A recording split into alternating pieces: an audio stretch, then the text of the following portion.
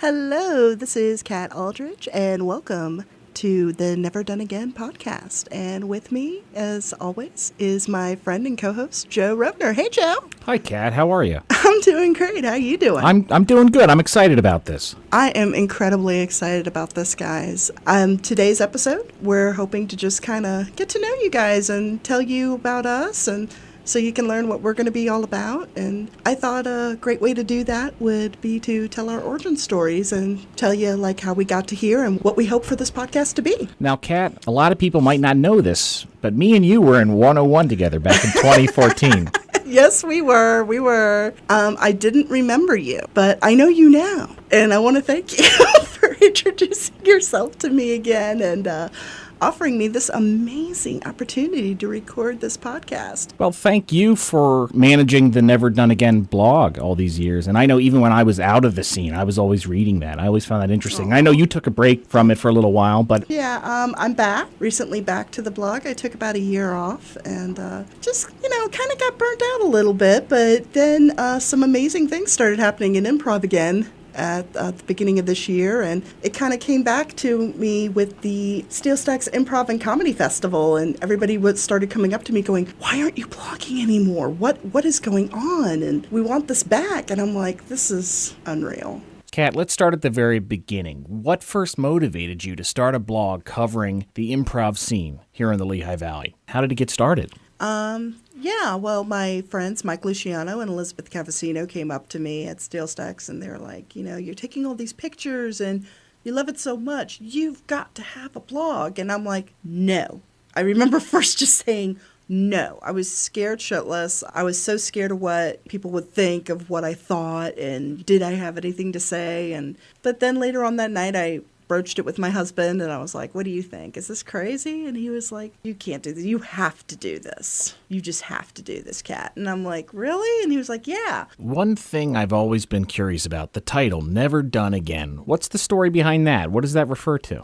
The title came to me by thinking of Mandu Bro. They have an opening sequence where, it's improv. It's never been done before. It's never been done again. And I was like, never done again. Hey, that sounds kind of catchy. I like that. And then I had a title, and then I just started thinking of the people I loved and who inspired me in improv. And we started off by interviewing Dan Marr, was the very first interview. And then I started interviewing a few more local peeps. And then one day, Jimmy Carrane came to town through the Steel Stacks Improv and Comedy Festival. And I asked him for an interview, and he said yes. It's the old saying, if you don't ask, you don't get. A lot of people ask me how I get the big interviews, and that's really all there is to it. You just ask them. They want to tell their story.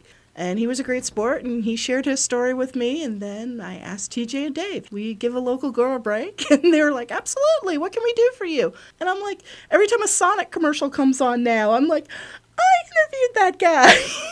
And it's great. I never made that connection. Yeah, it's really nice. So yeah, I've had a couple big interviews on the blog, but mostly I keep it local here in the Lehigh Valley because I love you guys and I want to hear your stories. And when I get their answers back from interviews, I read them. It's like, I kind of have a secret for a couple days, and it's kind of nice. And then the day before I publish it, and I'm like, oh gosh, who's going to be the first to like it? Who's going to be the first to really dig it? It's an experience. It's just nice. It's just something that really drives me, and I just love doing this for you guys, which is why I'm still doing it, back at it. What we have here in the Valley, it's very unique. I think it's important that somebody documents it or somebody for posterity chronicles what's going on. Yeah, that was definitely my intent in the beginning. When were you first introduced to this art form? I already mentioned that I took 101 with you back in 2014. Was that your first foray into improv, or had you already been dipping your toes in the water? Oh, way before then. If we really want to go back, I think it started for me in 7th grade. But I'll give you the condensed version. Don't worry, I'm not going to tell you my whole story from 7th grade to here. But yeah, it started for 7th grade for me, and we called it theater sports. It wasn't called improv, and I just fell in love with it and just started doing it at school with my drama class. And improv was kind of a production we put on, an improv show. Not the school play, but, something we did for fun.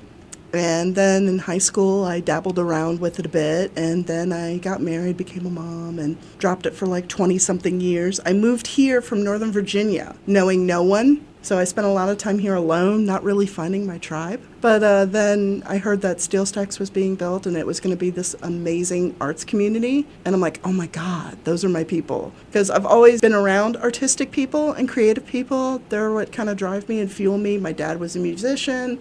My mom's a painter and an artist. My best friends have always been creative people, whether they be musicians or artists or theater people, and it's kind of what drives me. So when I found out about the Steel Stacks, I signed up for their very first 101 class and with Josh Neth, I believe, and had a lot of fun and met some incredibly talented people who are now teaching improv. I mean, the first people who were taking that first 101 class with me are now teaching improv. That's how far they've come. And tell me a little bit about Kat the improviser. I know about Kat the blogger very well, but you also used to be on a few troupes.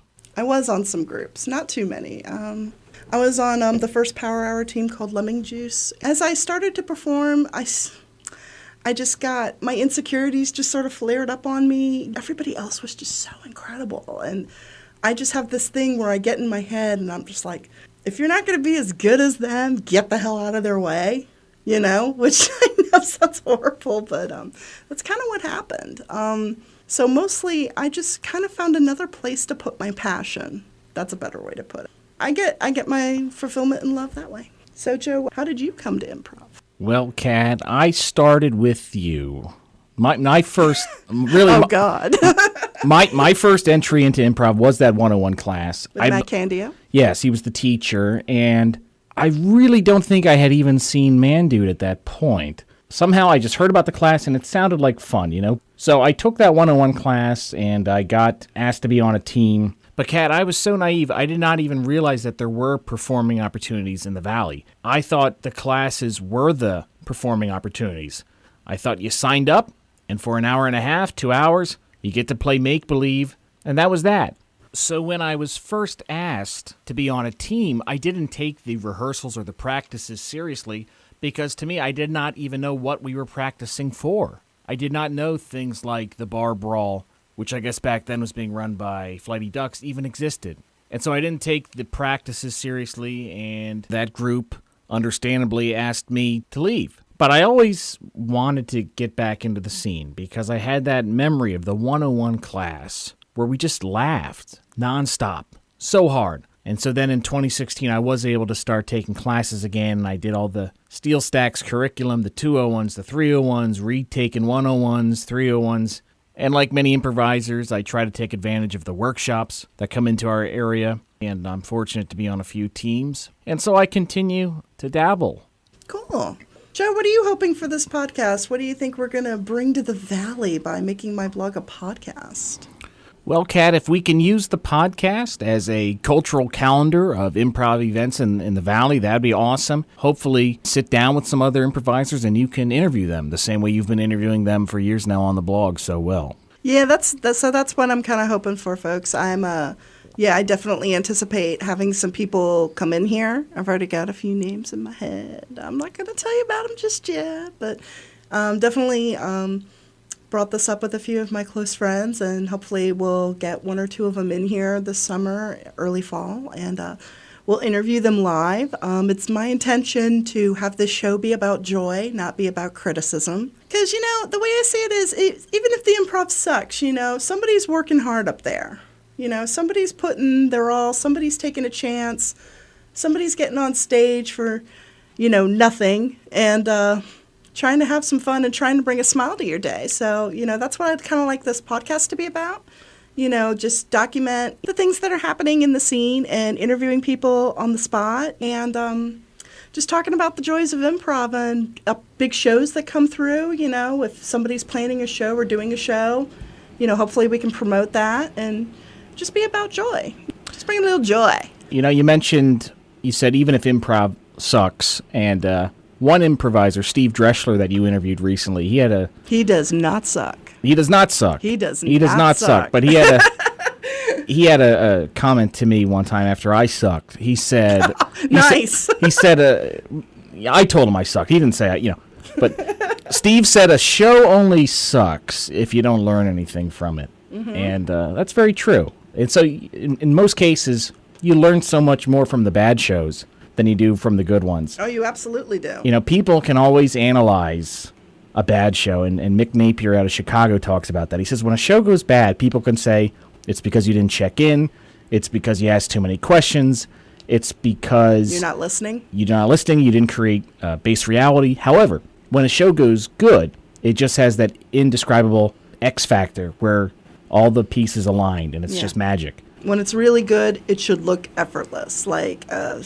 actual conversation scene is going on. And even if it dabbles with a little bit alternate reality, it still seems so real to you, like, you know, you and I sitting here talking to each other. It should look simple and easy, even though it is incredibly hard. Kat, before we conclude this inaugural kickoff to the Never Done Again podcast, what are some improv shows currently in the Valley that for you are appointment viewing? I know I have a few. Oh, absolutely. Definitely the first Friday at Steel Stacks at 10:30 p.m. We're Good, You're Great, starring Matt Candio and Evan Stutz. That is an awesome improv show where they invite a friend to perform with them. It's an invited guest, and they do some awesome crap on that show. They are so talented. And the third Friday at Steel Stacks is Spitfire. John Lunger's team. It's John, it's Justin Pacino, Erica Sylvester, Addison Teal, Cindy Marsh. The powerhouse of a team, man. I don't think I've missed any of their shows yet. I always try to see Spitfire. They are so incredible. And they also have invited guests that work with them. And if you're not laughing at that show, something is seriously wrong with you. And 3 of the members in Spitfire are in another very, very funny improv team, Synced Up. Oh my God, they are phenomenal. That's an all-girl group with Erica, Cindy, and Tammy, Addison. That is one of my personal favorites, and they are incredible performers, and they will seriously make your belly hurt with laughter. It sounds like a problem that you wouldn't want to gripe about, but some weeks there are too many shows. There are too many shows around right? And here. it's like, how can I see, I don't want to go to Steel Stacks Thursday, Friday, Saturday, but sometimes there's just too much good programming. Too much goodness. That's why the blog happened, because there's too much to talk. There's so much great stuff to talk about, brag about. And also, let's not forget, at Allentown Brewworks on the 2nd and 4th Tuesdays of the month at 8 p.m. It's $5 at the door. Dan Mars Bar Brawl, which is also some awesome entertainment. And the Bar Brawl is a bunch of groups, and that's where you can usually see groups like Staycation, Yard Sale, If We Were Married, just a bunch of groups. Sometimes a variety act, too. Absolutely. It can be a great venue for experimental stuff, too. Yep. People workshopping their stuff, like Aaron Alkazov just workshopped his game show. Yeah, it was fun, my right? God, that was so funny. Yeah, that's going to be some good stuff. He's doing a game show at the end of August at Steel Stacks, and Guilty Pleasures. Oh, I so want to be a part of that. That was a lot of fun. I cannot wait to see that. I'm definitely going to go there, and I'm really going to have a lot of fun when I'm at that show. Okay, Joe. Well, I think that about sums it up for the Never Done Again podcast inaugural episode. I hope we make a lot more of these. We hope to do this once a month, guys. I look forward to it, Kat. Oh, absolutely. Great first show. We're gonna have some fun. We're gonna have some people in here. We're gonna interview them. We're gonna talk about great improv, and we're gonna bring a little joy to your life. Kat, real quick before we wrap up, if you haven't done so already, please like the Never Done Again Facebook page and follow us on Instagram. If you can't find it, you can always type Never Done Again blog into your browser. All right, folks, and until next time, be brave and improv.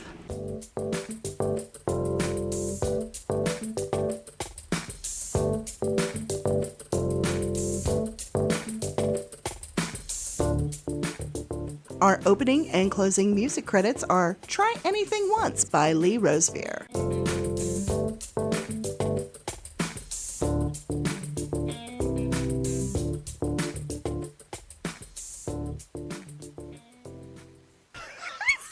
We totally suck. We suck.